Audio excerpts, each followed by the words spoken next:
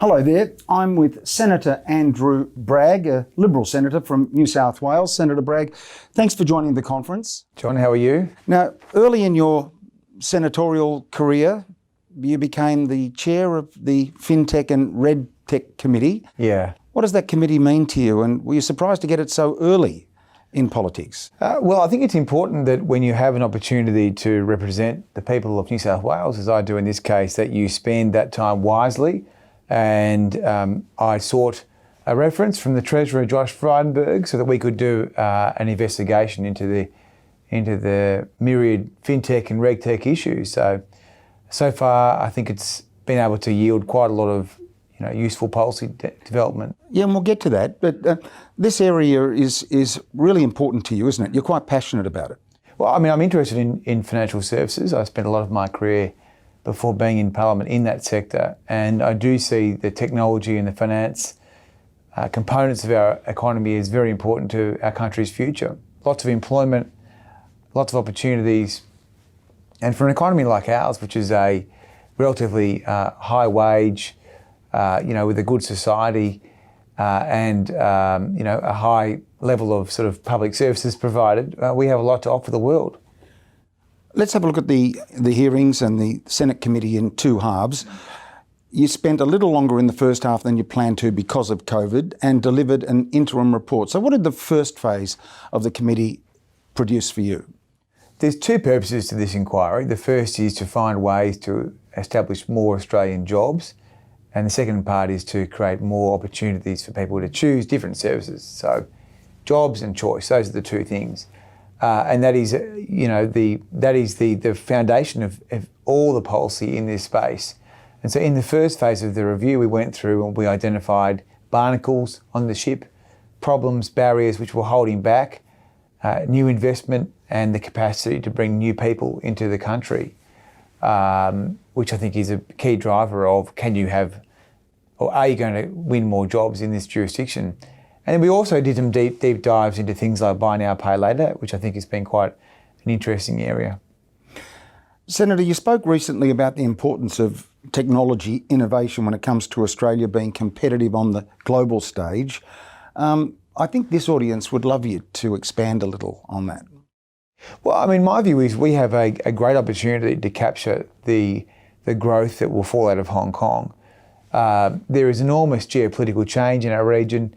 I think a lot of it is quite unsophisticated. I mean, Hong Kong will still be an important gateway to China, but it won't be the same regional financial centre or regional tech centre because people just won't want to be in danger of the national security law. But equally, we must compete with Singapore, with Tokyo to win that business. It won't just come to Sydney or Melbourne. And so that is a real challenge for us. And so in order to win that business, we need to have a system where capital and the best brains want to be in our country. And there are many things which hold us back. I mean, people like to compare us to Singapore, especially in this tech space, fintech space. We have very different systems, both democracies, but our democracy is a messier, noisy democracy. And we love that, right? We defend that. But it means it's harder to get changes through which will drive more capital and better people into your country. We have more rigid labour laws. We have more rigid tax laws. We have more complex tax laws. And so I think it's very important that we have an agenda. And we now have, I think, quite a clear agenda in Canberra to try and win the best brains and to win that capital from jurisdictions like Hong Kong. Because we have demonstrated the capability in technology. I mean, fintech is something that we're very, very good at. And you've seen companies like Canva, Afterpay, Zip, Safety Culture, which have all become unicorns. So we're good at this. We're exporting that expertise across the world now, but there's so much more we can do. And I think as the economy transitions, technology is an endless opportunity for Australia. You've partially answered my next question, but does Australia have the right economic framework for R&D in particular, R&D investments from the research stage to fully commercialisation? Yeah. Look, there's been a lot of feedback to our committee about the R&D tax incentive. And it is, I believe, quite a rigid formula. And it hasn't been drafted with software in mind. Now, software is a major opportunity for Australia. And so we made recommendations in the interim report to try and improve the operation of that scheme. We're still working through those, and we may need to revisit that in the second phase. I mean, taxation is a big thing, right? I mean, the way you tax, your rates of taxation, how competitive you are compared to other jurisdictions is all very important. I mean, if you think about Japan, it's an interesting, for people who are thinking about investing in Australia or in Japan, I mean, 10 years ago, if you were a female founder or you were a female in financial services, Tokyo, I think, probably for many reasons, not that attractive. But I think under the changes that Shinzo Abe made to corporate governance and culture in Japan, I think Japan is now a much more viable competitor to Australia. And so we have to be careful that we continue to update our systems. We're never going to compete on headline tax rates. Our company tax rate is the second highest in the OECD and probably the highest in Asia, actually. So we need to make sure we have tax schemes which incentivise investment, recognising that our government has spent so much capital trying to cut the company tax rate, and we have failed for large companies. We have a lower tax rate for small companies, but schemes like the R&D tax incentive, I think, are very important that they are competitive. Well, now that you've spoken about tax, you are at this conference in your capacity as a legislator. What can new companies expect from the government to assist them in their ventures? Well, we have a lower 25% tax rate for small companies with turnovers of less than $50 million. And beyond that, we don't really have a whole lot to offer, to be honest, because we don't have the sort of tax deals that you see in other jurisdictions. But one of the things I have commissioned in my role as a parliamentarian is this Australia as a Financial and Tech Centre agenda, which is chaired by Andrew Lowe. And this particular report recommends that we could have an incremental tax rate for companies that bring parts of their business to Australia from offshore for a limited time. And so that is effectively a tax deal. So I could say to you, okay, if you're going to bring that investment and that growth and those jobs to Australia, instead of Tokyo or Singapore, I'm going to cut you a tax deal. So I think, we should have the capacity to make tax deals for certain periods of time. On the personal tax side, we're very uncompetitive. Again, we have very high personal marginal tax rates. And so I think for temporary residents, people who are genuinely global citizens, like temporary residents under our tax system, we could have a different system where you could have a days in, days out model for taxation. So there are options on the table that we could consider as a government, and I am expressing a view that we should adopt these policies. Yes, indeed. It was very enterprising of you to put this advisory group together.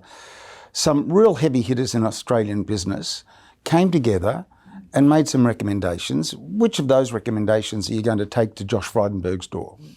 Well, I mean, the AFTAG report, which is what it's called, it's an interesting grouping because it's not just big business, it's also small business. So you've got the CEO of Bright, and you've got the CEO of JP Morgan. So you've got a smaller player and a bigger player on that committee. And I think that's important to show that a founder like Kath McConnell, who set up Bright, can influence public policy.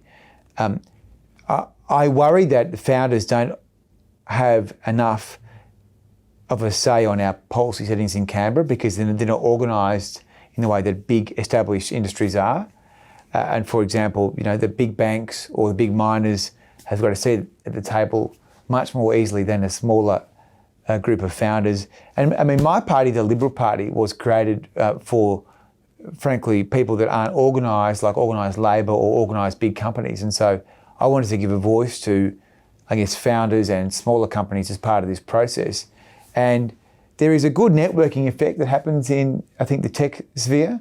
There is a genuine interest to help the next generation get up to scale and get moving, which I guess is the reverse of the ladder. I mean, when you hear about people who get to the pyramid and then they pull the ladder up underneath them or after them, So that's good. So I wanted to harness that. But I think in terms of the key recommendations, they're really around how do we get talent into the country? The global talent scheme is important. I think there's a lot of support for that, but maybe some tweaks there. And then the big dogs here are taxation. So could we have a more flexible tax system, one that could accommodate a days in, days out system for individuals, so that you could bring in the best minds to do a job and then they could go back? And also, what can we do to attract business units here from places like Hong Kong now? So making investment decisions and foreign investment clearance easier, and also reward them with a tax deal if they're going to bring their business to our country. So those are a couple of things I think we should do in the here and now. But also we've got to make sure that in terms of investment, that we are doing everything we can to incentivise that. And so we recommended in the AFTAG report, just as we did in the Fintech report, that there should be a broader range of investment vehicles. So we should have more options than just the unit trust. There should be a corporate CIV, collective investment vehicle. There should be a limited partnership CIV. And also, we shouldn't have barnacles like interest withholding tax on all the transactions which apply when none of our competitors do this. So we've got to make sure that we're always painting, to use a very Australian expression, that we're painting a bridge, we're painting the harbour bridge with our tax and our labour laws, so that we always have this external disposition that we're watching what they're doing in Tokyo, we're watching what they're doing in Singapore, and we're improving our own tax system, and we're improving our own ability to attract the best people. Because, Sydney Meyer, who set up the Meyer Emporium in Bendigo and then Melbourne, and Frank Lowy, who set up Westfield, these people are people that could have been lost to New York or California or Toronto, but we got them in Australia at the time. We want to make sure that we're getting these people into Australia now. Jack Zhang, who set up Airwallex, which is another unicorn, who's in Melbourne, he's a great example, right? Of someone who's set up his business here, who's employing hundreds of people in Australia, but doesn't have to be here.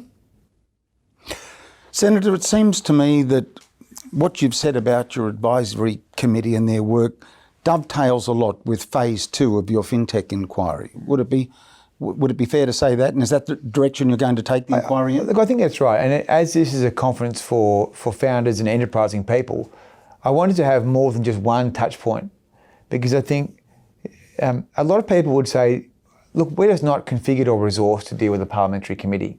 We don't know what a parliamentary committee is. I have to say I struggle with it myself. It is very confusing.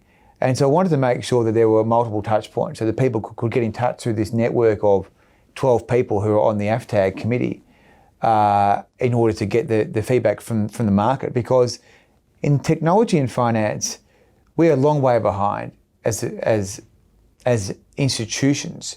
The market moves so quickly, and the policy making that happens in Australia, especially in a noisy, boisterous, wonderful democracy, it does lag behind. So we need to get faster, but you can't get faster unless you know what the market intelligence is, what's happening out there. And so that's why I thought it was appropriate to have some parallel processes. And I'm a new person, I'm a relatively young person, I'm keen to try different things.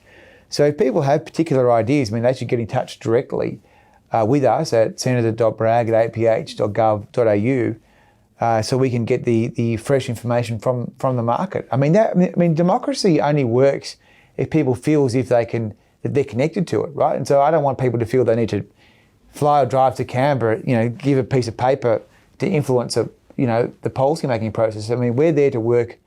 We're there in Canberra to work for the people. And so I like to be as accessible as I can be. Finally, Senator, are there any initiatives on the horizon coming from the public sector that you see that you feel that entrepreneurs will benefit from or could benefit from? From the public side? Yes. Well, I think we have a lot of different schemes where we're seeking to help the private sector, but the solution here is not government doling out grants. The solution is how can government make the enterprising environment as enterprising as possible? And I see that as really making sure that you have world-class tax laws in terms of your tax rate and your complexity or lack of complexity. You've got labour schemes which allow you to bring the best brains into our country. And you've got a level of dynamism in your system where your labour laws, for example, aren't being a drag on your capacity to grow a business. So those are the macro things. And then there is also the need to deploy specific policy measures into things like payments and technology sectors, which is an endless thread of things. But I think by focusing on the fundamentals, that will drive your success as a nation. And I have to say, we have done well in this fintech environment. I mean, we've got a lot of unicorns here. We're employing a lot of people. We're exporting our expertise offshore. Yes, we use Uber on our phone from California, but people in California are using Afterpay and Zip. So that's a good sign. So it's a good start, but more to do. Senator, it's been a pleasure to have you at the conference. Thank you for joining us. We appreciate it.